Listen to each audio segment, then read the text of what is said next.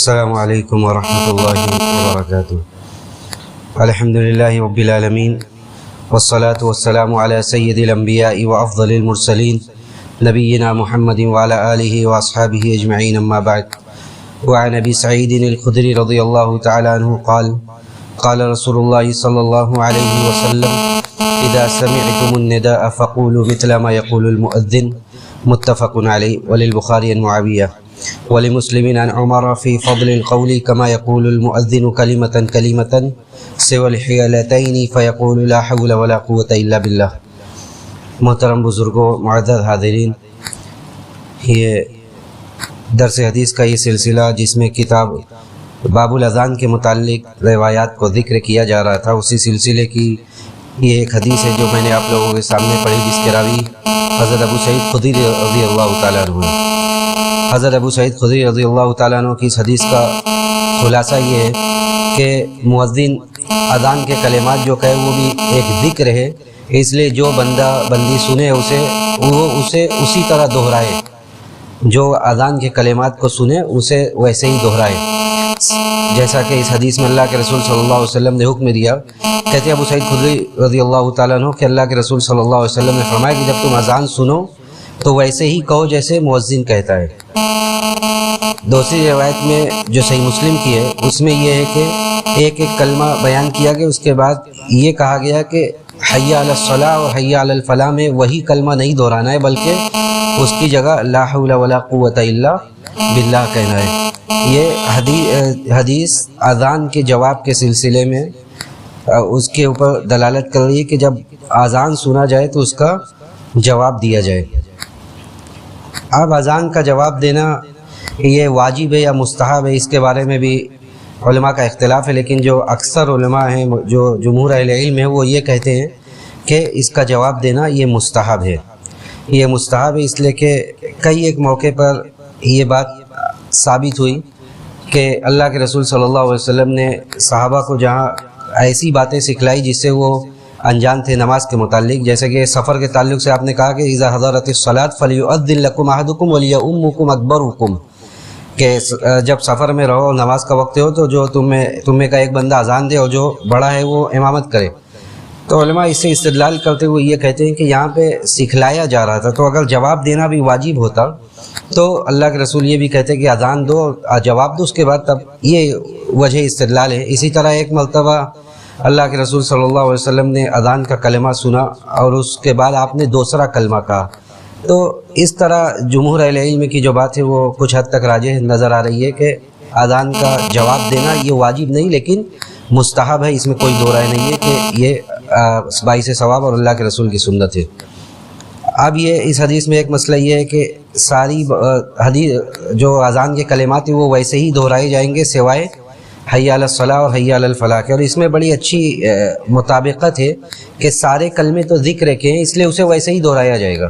لیکن جب حی علی الصلاۃ میں یہ ندا ہے، آواز دی جا رہی ہے، بلایا جا رہا ہے نماز کے لیے،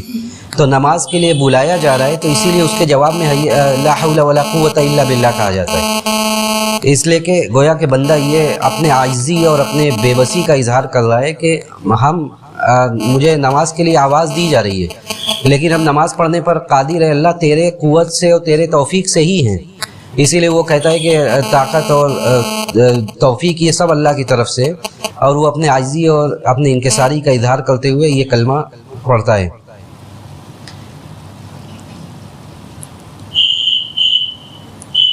اسی طرح علماء نے اس حدیث کے تعلق سے یہ بھی بات کی ہے کہ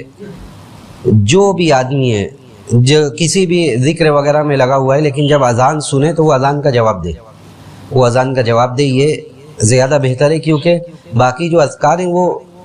غیر موقت ہے، آپ آگے پیچھے بھی ادا کر سکتے ہیں، لیکن اذان کا جواب تو جب مؤذن کو آپ سن رہے ہیں تبھی دینا ہے، تو آپ اپنے ذکر کو، تلاوت قرآن کو تھوڑا دیر کے لیے روک دیں اور روک کر مؤذن کے اذان کا جواب دیں، اور اس کے بعد پھر آپ جو عبادت کر رہے ہیں اس میں مستمر ہو جائیں۔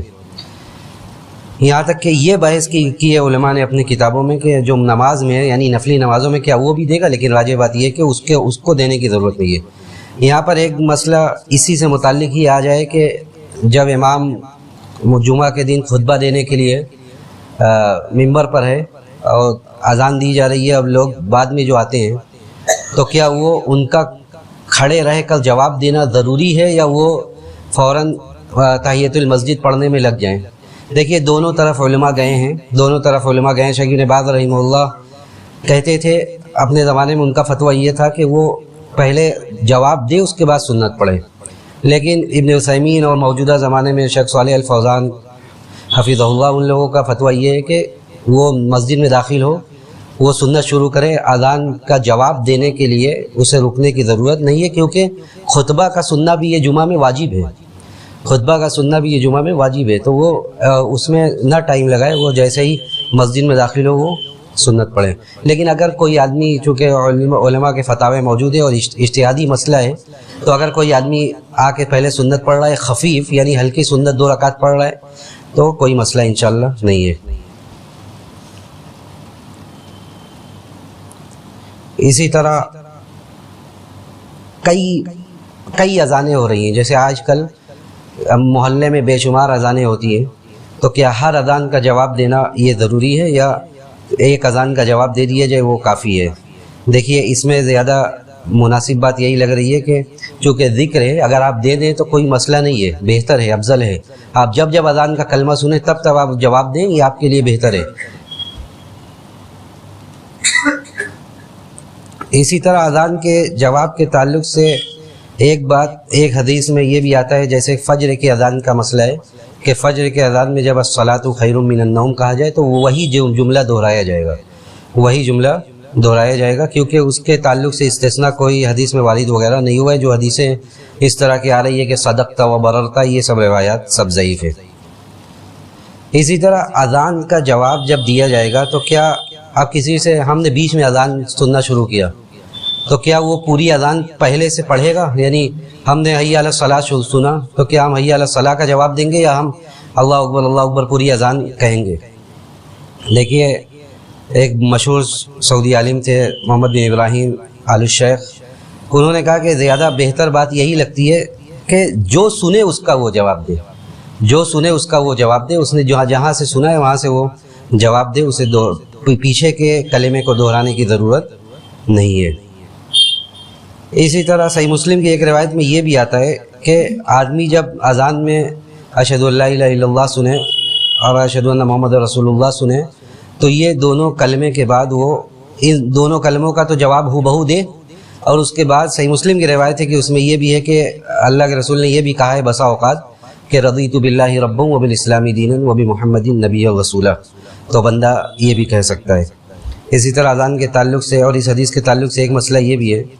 کہ اذان کا جواب دیا جائے، اس کے بعد دعا پڑھی جائے جو اذان کے بعد کی دعا ہے، اور اس کے علاوہ اور بھی کوئی دعا بندہ کرے تو اس کی دعا کی یہ قبولیت کی گھڑی ہے، جیسا کہ اللہ کے رسول صلی اللہ علیہ وسلم نے ابو داؤد کی صحیح روایت ہے، اس میں یہ کہا تھا کہ کل کما یقولون، جیسا مؤذن کہتے ہیں ویسے کہو، اور اس کے بعد فَإِذَا انتہیت فَصَلْ تُعْطَى، جب فارغ ہو جاؤ تو دعا کرو، تمہاری دعا قبول کی جائے گی، تو اس وقت بھی دعا کی جا سکتی ہے۔ اس کے بعد دوسری حدیث سے